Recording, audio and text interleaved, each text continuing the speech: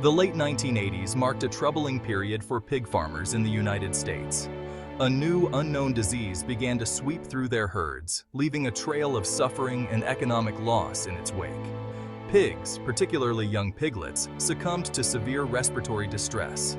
Pregnant sows experienced miscarriages, stillbirths, and gave birth to weak piglets that struggled to survive. This mysterious ailment, initially dubbed mystery swine disease, baffled veterinarians and scientists alike. In 1987, researchers in the United States finally identified the cause of this agricultural crisis. The culprit was a previously unknown virus, and the disease it caused became known as Porcine Reproductive and Respiratory Syndrome, or PRRS.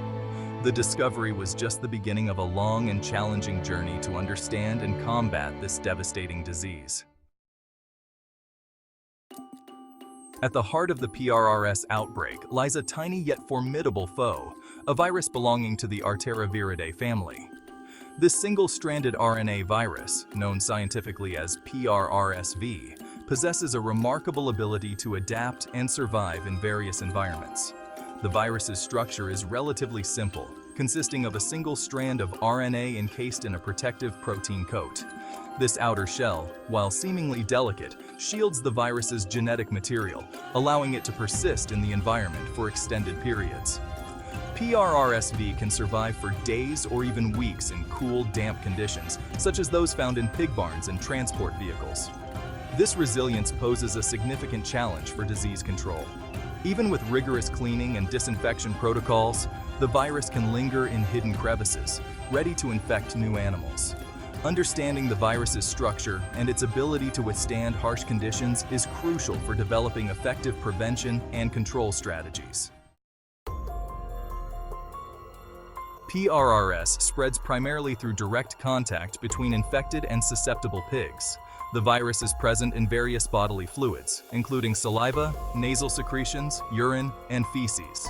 Close contact between pigs, such as during feeding, drinking, or social interactions, facilitates the transmission of the virus. Airborne transmission also plays a significant role in the spread of PRRS. Infected pigs shed the virus in large quantities, particularly through coughing and sneezing. These tiny virus-laden droplets can travel considerable distances in the air, potentially infecting pigs housed in nearby barns or even on neighboring farms. In addition to direct and airborne transmission, the virus can also spread indirectly through contaminated objects. These fomites can include anything that comes into contact with infected pigs, such as clothing, footwear, equipment, and vehicles. The movement of infected animals is another major contributor to the global spread of PRRS. The transport of infected pigs across long distances, often for breeding or trade purposes, has facilitated the introduction of the virus to new regions. Section 4. Telltale signs. From breathing troubles to barren sows. PRRS manifests itself in a variety of ways, often making diagnosis challenging based solely on clinical signs. The virus can affect pigs of all ages, but young piglets and pregnant sows are particularly vulnerable to its devastating effects. In young pigs, PRRS typically manifests as a respiratory disease, causing symptoms such as coughing, sneezing, labored breathing, and fever. Affected piglets often exhibit reduced appetite and growth rates. In severe cases, the virus can lead to pneumonia and death. Pregnant sows infected with PRRS can experience a range of reproductive problems. The virus can cross the placenta, infecting developing piglets in the womb. This can result in miscarriages, stillbirths, and the birth of weak or deformed piglets. Sows may also experience delayed farrowing or give birth to smaller litters. These reproductive losses have a significant economic impact on pig producers, reducing the number of piglets available for sale and impacting overall herd productivity. The clinical signs of PRRS can vary depending on factors such as the strain of the virus, the age and health status of the pigs, and farm management practices. Section 5. Unmasking the invisible enemy. Diagnosing PRRS requires a multifaceted approach that combines clinical observation with laboratory testing. Veterinarians often begin by evaluating the herd's history, looking for patterns of reproductive problems or respiratory disease. Serology, the study of antibodies in blood serum, is a common method for diagnosing PRRS. When a pig is infected with the virus, its immune system produces specific antibodies to fight off the infection. Serological tests detect the presence of these antibodies in blood samples, providing evidence of previous exposure to the virus. Polymerase chain reaction, or PCR, is another valuable tool for PRRS diagnosis.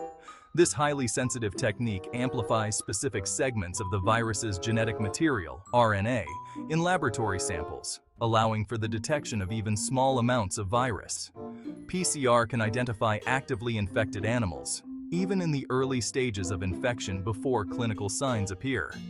Combining serological and PCR testing provides a comprehensive picture of the PRRS status within a herd. This information is crucial for making informed decisions about disease control and prevention. Section 6. Shielding herds, a battle on many fronts. Finding an effective treatment for PRRS has proven to be a formidable challenge for scientists. Currently, there is no cure for this pervasive virus. Antibiotics, while ineffective against viruses, are sometimes used to treat secondary bacterial infections that can arise in pigs weakened by PRRS. Vaccination remains the most effective strategy for controlling PRRS. While there is no vaccine that offers complete protection against all strains of the virus, modified live vaccines have shown some success in reducing the severity of clinical signs and improving pig performance. Vaccination programs must be tailored to the specific needs of each farm, taking into account factors such as the prevalence of PRRS in the region, the history of the disease on the farm, and the type of production system in place. Biosecurity, the implementation of measures to prevent the introduction and spread of infectious diseases, is paramount in the fight against PRRS. Farmers must implement strict hygiene protocols, including regular cleaning and disinfection of facilities, equipment, and vehicles. Restricting visitors, implementing quarantine procedures for new animals, and controlling rodents and insects are also essential biosecurity measures.